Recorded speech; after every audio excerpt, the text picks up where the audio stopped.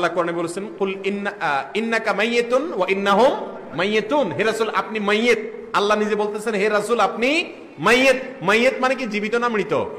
ঠিক যেই মৌলবী, যেই টুন্ডা মৌলবী, ন্যাংরা মৌলবী, ঘুষখোর মৌলবী, ডাকাইত মৌলবী, যে বিকা হুয়া মোল্লা কয় রসুল মারা গেছে, নাউজুবিল্লাহি মিন যালিক। সমস্ত সালেফে সালেহিন তথা আহলুস সুন্নাহ ওয়াল জামাতের আকীদা এটাই যে নবীগণ নিজেদের কবরে জীবিত আছেন, যেমন শহীদগণও জীবিত। শহীদরা কবরে কিভাবে জীবিত, কিভাবে পানাহার করেন? আল্লাহ বলেছেন লা তাশউরুন, তোমরা সব কিছু উপলব্ধি করতে পারো না, কেননা তোমরা আছো দুনিয়ার জগতে, আর শহীদরা আছে আলমে বরজখে কবরের জগতে। আসসালামু আলাইকুম ওয়া রাহমাতুল্লাহি ওয়া বারাকাতুহু। প্রিয় ভাই ও বোনেরা, যারা ভিডিওতে ক্লিক করেছেন, আশা করি আপনারা সম্পূর্ণ ভিডিওটি দেখার চেষ্টা করবেন। তখন আজকের যে বিষয়টি রয়েছে, নবী করিম সাল্লাল্লাহু আলাইহি সাল্লাম মারা গেছেন না জীবিত রয়েছেন, এই বিষয়টা আমরা ক্লিয়ার হয়ে যাব। বন্ধুগণ, এখানে আমরা দেখার চেষ্টা করব নাসিরউদ্দিন চাঁদপুরি এবং কাজী জাবের আহমেদ নামে একজন আলিম। উনি বলতেছেন না নবীগণ মারা যান নাই, নবীগণ যদি মারা যেতেন তাহলে আল্লাহ রাব্বুল আলামিন তো নবী তুমি মারা যাবেন বলে এরকম আয়াত কুল্লু নাফসিন জায়গাতুল মউত, সমস্ত নফসের কথা বলছেন, কিন্তু নাফসুল জায়গাতুল মুহাম্মাদ এরকম তো বলে নাই, এরকম উনি বোঝানোর চেষ্টা করতেছেন। বন্ধুগণ, আসুন এই বিষয়টি আজকে আমরা ক্লিয়ার হয়ে যাব যে নবী প্রত্যেক আম্বিয়াগণ নবীগণ কি মারা গেছেন, ওরা কি মারা গেছে, পৃথিবী থেকে দেহ ত্যাগ করেছেন না কি, তা আমরা আজকে এই ভিডিওর মাধ্যমে দেখার চেষ্টা করব। আশা করি আপনারা সম্পূর্ণ ভিডিওটি দেখার চেষ্টা করবেন। আসুন প্রথমে আমরা কাজী জাবের আহমেদ কি বোঝাতে চাইছেন, আসুন ওনার ভিডিওটা একটু দেখার চেষ্টা করি। রসুল হায়াতুন নবী, রসুল জিন্দা নবী, এটা কোরআন বইলা দিছে। রসুল কি আমার সাল্লাকা ইল্লা রাহমাতাল লিল আলামিন, হে আমার হাবিব আমি আপনাকে জগতের রহমত হিসাবে প্রেরণ করেছি।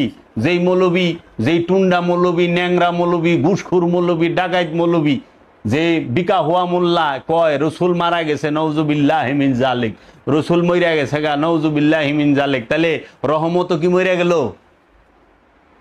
আল্লাহ তো কইছে জগৎ সমূহের রহমত হইলে আপনি, তাহলে জগৎ তো আছে।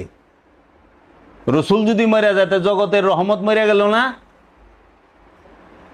মৌলবী কি হিগাও, যাহারা ভাবে রসুল মারা গেছে তাহারা কুফুরি আকিদার মধ্যে রয়েছে, তাদের আকিদাটাই কুফুরি, তারা 100% হয়ে গেছে খোদার কথায়, এটা কুফুরি আকিদা।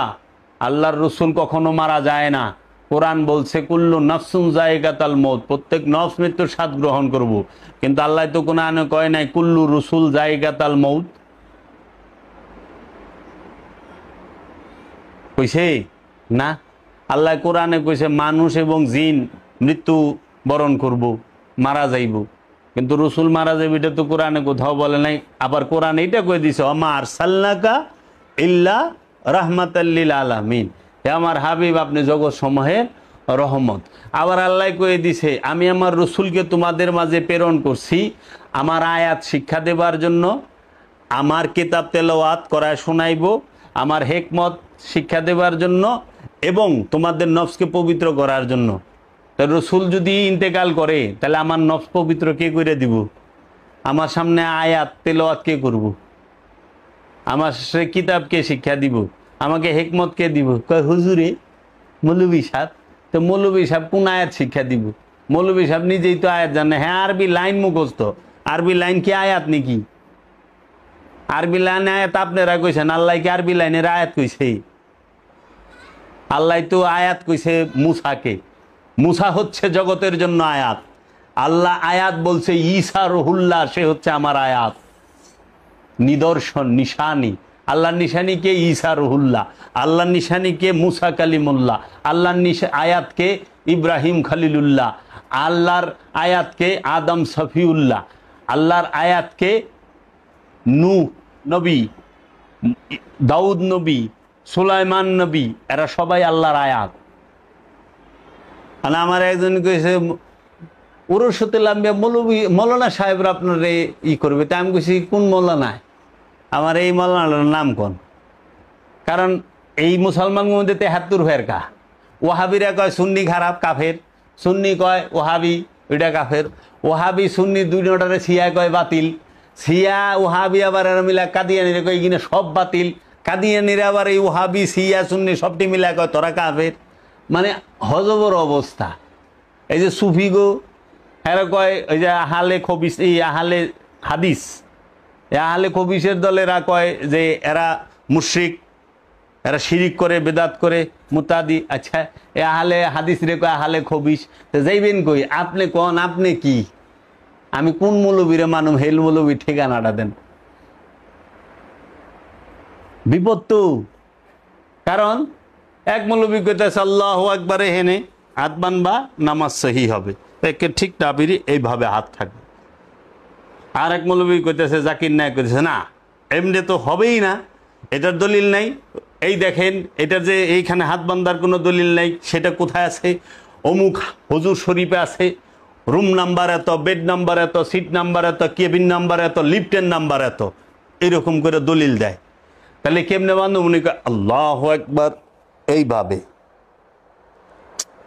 হইল নি কাম। একজনে কয়ে হেনে, একজনে কয়ে হেনে, এই গুতাগুতি, নাবির নিচে হইব না নাবির উপর হইব না হেনে হইব বুকের উপর হইব। মানে সিয়া কয় দুধতারি আতি বানতাম না, সোজা খায় আতি বান্ধে না। এত আতলে ঠেলা ঠেলি, নাবির নিচে না উপরে না বুকে, আতি বান্ধুম না। এক ফের কাছে এরা আতি বান্ধে না, নিয়তে খাড়ায় থাকে। তাহলে এক হাত নিয়তের হাত কই বানবেন? আজ পর্যন্ত সব মুসলমান মিলে একখানে হয়ে পারলেন না, একরকম হয়ে পারলেন না। আপনি মিল হইব কবি কই থেকে? তো কোন মৌলবীরে মানুম কন? রসুলরে তো মানা যাব। আল্লাহর রসুল, সে হচ্ছে আল্লাহর দলিল, বুরহান। আল্লাহ বলছে আমার রসুল হচ্ছে বুরহান, আল্লাহ রসুল বলছে আমার রসুল হচ্ছে রহমত, আল্লাহ বলছে যে আমার রসুল হচ্ছে আয়াত। তা আয়াত আল্লাহর রসুল, বুরহান আল্লাহর রসুল, মানে দলিল আল্লাহর রসুল, রহমত আল্লাহর রসুল, নিয়ামত আল্লাহর রসুল, সবই তো আল্লাহর রসুল। মুক্তি আল্লাহর রসুল, কোরআন আল্লাহর রসুল, কিতাব আল্লাহর রসুল, সবই তো আল্লাহর রসুল। তাহলে এই রসুল যদি ইন্তেকাল করে, এই রসুল যদি মারা যায়, তাহলে সবই তো মরে যায়। নওজুবিল্লাহ মিন জালিক। আল্লাহর রসুল সব সময় জিন্দা, আল্লাহর রসুল সব সময় আছে, সব জাতির জন্য রসুল আছে, সব ভাষার জন্য রসুল আছে। রসুল চলমান প্রক্রিয়া, হেদায়েত সব সময়ের জন্য আছে। বন্ধুগণ, এখানে আমরা দেখলাম এই যে জাবের আহমেদ উনি বলতে চাইতেছেন, বোঝানোর চেষ্টা করতেছেন এই কথাটাই মানুষদেরকে, যে নবী করিম সাল্লাল্লাহু আলাইহি সাল্লাম মারা যান নাই, ইহা মিথ্যা কথা, এবং এরা উলামায়ে কেরামগণ ভুল মানুষকে মেসেজ দেওয়ার চেষ্টা করতেছে বা বুঝাইতেছে। কিন্তু এখানে আমরা দেখার চেষ্টা করব যে এই যে জাবের হোসেন যে কথাগুলো বলেছেন, তার কথাটুকুর মধ্যে কতটুকু দলিল ভিত্তিক বা হাদিস ভিত্তিকটা আমরা জানার চেষ্টা করব। আমরা এখন দেখব শেখ নাসিরউদ্দিন চাঁদপুরি সাহেব উনি বিষয়টা কীভাবে উপস্থাপন করেন। আসুন আমরা ওনার মুখ থেকে একটি বিষয়টা জানার এবং বোঝার চেষ্টা করি। আসুন আমরা এবার নাসিরউদ্দিন চাঁদপুরি সাহেবের দলিল ভিত্তিক একটি আলোচনা রয়েছে, তা আমরা একটু ধৈর্য সহকারে শোনার চেষ্টা করি। আশা করি যদি আপনারা ভিডিওটি সম্পূর্ণ দেখেন আপনাদের অনেক উপকারে আসবেন। আসুন আমরা শোনার চেষ্টা করি। আমাদের প্রিয় নবী মুহাম্মদুর রাসূলুল্লাহ সাল্লাল্লাহু আলাইহি ওয়াসাল্লাম নিজের কবরে জীবিত কিনা, যেহেতু এটা একটা আকীদাগত ব্যাপার, তাই বিষয়টি খুবই গুরুত্বপূর্ণ। অতএব আশা রাখি আপনারা আজকের আলোচনাটি খুবই গুরুত্ব সহকারে শ্রবণ করবেন। এ সম্পর্কে সর্বপ্রথম বলে রাখি, ইমাম বাইহাকি রাহিমাহুল্লাহ কিতাবুল ইতিকাদের মধ্যে লিখেছেন, আল আম্বিয়া বাদামা কুবিজু রুদ্দাত ইলাইহিম আরওয়াহুহুম ফাহুম আহইয়াউন ইনদা রাব্বিহিম কাশুহাদা। নবীগণের জান কবজ করার পর আবার তাদেরকে তাদের প্রাণ ফিরিয়ে দেওয়া হয়, অতএব তারা শহীদদের মতো নিজেদের রবের কাছে জীবিত। ইমাম বাইহাকি রাহিমাহুল্লাহ কিতাবুল ইতিকাদের মধ্যে এই কথা লিখেছেন।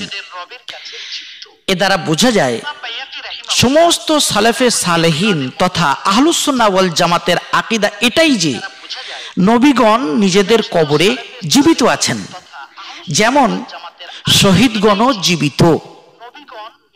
তবে শহীদগণ জীবিত এটা কোরআন মাজিদের আয়াত দ্বারা প্রমাণিত, আর নবীগণ নিজেদের কবরে জীবিত আছেন এটা মুতাওয়াতির হাদিস দ্বারা প্রমাণিত।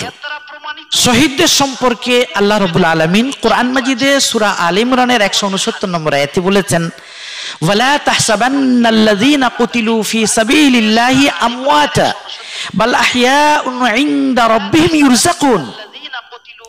যারা আল্লাহর রাস্তায় শহীদ হয়েছে তোমরা তাদেরকে মৃত ভেবো না, বরং তারা জীবিত, তারা তাদের রবের কাছে রিজিক প্রাপ্ত হন।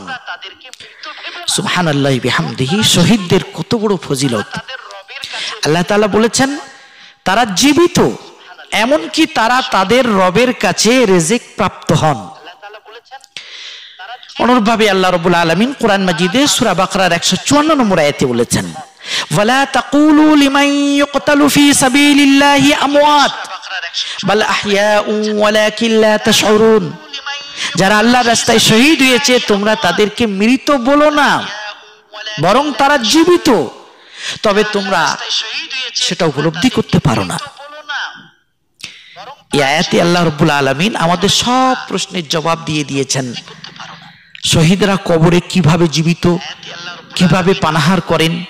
আল্লাহ বলেছেন লা তাশউরুন, তোমরা সব কিছু উপলব্ধি করতে পারো না, কেননা তোমরা আছো দুনিয়ার জগতে, আর শহীদরা আছে আলমে বরজখে কবরের জগতে। যাই হোক, এত দুভয় আয়াত দ্বারা সুস্পষ্টভাবেই প্রমাণিত হলো যে শহীদরা জীবিত। এটাই হচ্ছে আহলুস সুন্নাহ ওয়াল জামাতের আকীদা। অনুরূপভাবে সমস্ত আহলুস সুন্নাহ ওয়াল জামাত তথা সালাফে সালেহিনের আকীদা এটাই যে আমাদের প্রিয় নবী সাল্লাল্লাহু আলাইহি ওয়াসাল্লাম ও সমস্ত আম্বিয়া আলাইহিমুস সালাম নিজেদের কবরে জীবিত আছেন। এটা সহিহ ও মুতাওয়াতির হাদিস দ্বারা প্রমাণিত। যেমন আমরা এ সম্পর্কে একটি হাদিস লক্ষ্য করতে পারি, মুসনাদে আবি আলা 3425 নম্বর হাদিস, মুসনাদে বাজ্জার 6888 নম্বর হাদিস। আন আনাস ইবনে মালিক আন্নাহু ক্বালা ক্বালা রাসূলুল্লাহ সাল্লাল্লাহু আলাইহি ওয়াসাল্লাম আল আম্বিয়া আহইয়াউন ফি কুবুরিহিম ইউসাল্লুন। নবী সাল্লাল্লাহু আলাইহি ওয়াসাল্লামের দীর্ঘ 10 বছরের খাদিম আনাস ইবনে মালিক রাদিয়াল্লাহু তাআলা আনহু বর্ণনা করেছেন, রাসূলুল্লাহ সাল্লাল্লাহু আলাইহি ওয়াসাল্লাম বলেছেন, নবীগণ নিজেদের কবরে জীবিত আছেন, ইউসাল্লুন, তারা নামাজে মশগুল আছেন। এটা সহিহ হাদিস। আমাদের আহলে হাদিস ভাইদের মহাবরেণ্য মুহাদ্দিস শেখ আলবানী নিজের 4টি কিতাবে এই হাদিসটিকে সহিহ বলেছেন। সিলসিলাতুল আহাদিসে সাহিহা 621 ক্রমিক নম্বর, আহকামুল জানাইজ 272 নম্বর পৃষ্ঠা, আর তাওয়াসসুল 59 নম্বর পৃষ্ঠা, সাহিহুল জামে 790 ক্রমিক নম্বর। এই 4 জায়গায় শেখ আলবানী হাদিসটিকে সহিহ বলেছেন। অতএব হাদিসটি সুনিশ্চিতভাবে সহিহ। এই সহিহ হাদিস থেকে আমরা নবীদের সম্পর্কে 2টি বিষয় জানতে পারলাম। নম্বর 1, আমরা জানতে পারলাম আল আম্বিয়া আহইয়াউন ফি কুবুরিহিম, নবীগণ নিজেদের কবরে জীবিত আছেন। তার মানে আল্লাহ তাআলা তাদের জান কবজ করার পর আবার তাদেরকে তাদের প্রাণ ফিরিয়ে দিয়েছেন, অতএব তারা তাদের কবরে জীবিত। দ্বিতীয় কথা আমরা জানতে পারলাম ইউসাল্লুন, আম্বিয়া আলাইহিস সালাম কবরে নামাজে মশগুল আছেন। এটাই হচ্ছে সমস্ত আহলুস সুন্নাহ ওয়াল জামাতের আকীদা। দর্শক ভাই ও বোনেরা, এ সম্পর্কে আরেকটা সহিহ হাদিসের কথা মনে পড়ে গেল। সহিহ মুসলিমের 6051 ও 52 নম্বর হাদিস। এই হাদিসটি আবার সুনানে নাসাইতে 7 জায়গায় বর্ণিত আছে। সুনানে নাসাইর 1631, 32, 33, 34, 35, 36 ও 37 নম্বর হাদিস।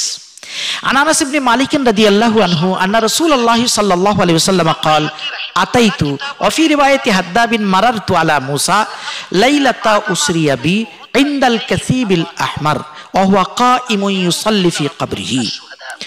খাদিম রাসূল আনাস ইবনে মালিক রাদিয়াল্লাহু তাআলা আনহু থেকে বর্ণিত, নবী সাল্লাল্লাহু আলাইহি ওয়াসাল্লাম বলেছেন, মেরাজের রজনীতে আমি লাল রঙের বালির স্তূপের নিকট মুসা আলাইহিস সালামের কবরের পাশ দিয়ে যাচ্ছিলাম। দেখলাম মুসা আলাইহিস সালাম নিজের কবরে দাঁড়িয়ে দাঁড়িয়ে নামাজ পড়ছেন। সুবহানাল্লাহি ওয়া বিহামদিহি। এই সহিহ হাদিস দ্বারা দিনের আলোর মতো সুস্পষ্টভাবে এই আকীদা প্রমাণিত হলো যে সমস্ত আম্বিয়া আলাইহিমুস সালাম নিজেদের কবরে জীবিত। এটাই আহলুস সুন্নাহ ওয়াল জামাতের আকীদা। এরপর সর্বশেষ আলোচনা, আমাদের প্রিয় নবী মুহাম্মদুর রাসূলুল্লাহ সাল্লাল্লাহু আলাইহি ওয়াসাল্লাম নিজের কবর মোবারকে জীবিত আছেন এ সম্পর্কে একটি সহিহ হাদিস। আন আবি হুরায়রা আন্না রাসূলুল্লাহ সাল্লাল্লাহু আলাইহি ওয়াসাল্লাম قال মা মিন আহাদিন ইউসাল্লিমু আলাইয়া ইল্লা রাদ্দাল্লাহু আলাইয়া রূহি হাত্তা আরুদ্দা আলাইহিস সালাম। এটা সুনানে আবু দাউদের 2041 নম্বর হাদিস ও মুসনাদে আহমদের 10,815 নম্বর হাদিস। বিখ্যাত মুহাদ্দিস শেখ শুআইব আরনাউত তাখরিজুস সুনানি আবি দাউদে লিখেছেন, এই হাদিসের সনদ হাসান পর্যায়ের সহিহ। ইমাম নববী রাহিমাহুল্লাহ কিতাবুল আজকারে 304 ক্রমিক নম্বরে লিখেছেন, এই হাদিসের সনদ সহিহ। আল্লামা ইবনে তাইমিয়া ইকতিদাউস সিরাতুল মুস্তাকিম কিতাবে খণ্ড নম্বর 2 পৃষ্ঠা নম্বর 173 লিখেছেন, আলা শর্তি মুসলিম। এই হাদিসের সনদ ইমাম মুসলিমের শর্ত মাফিক সহিহ। হাদিসের তরজমা করার আগে বিশেষ করে উলামা ইকরামের দৃষ্টি আকর্ষণ করছি। ওয়ারাদা ফি হাযাল হাদিস কাউলুহু সাল্লাল্লাহু আলাইহি ওয়াসাল্লাম রাদাল্লাহু আলাইয়া রূহি।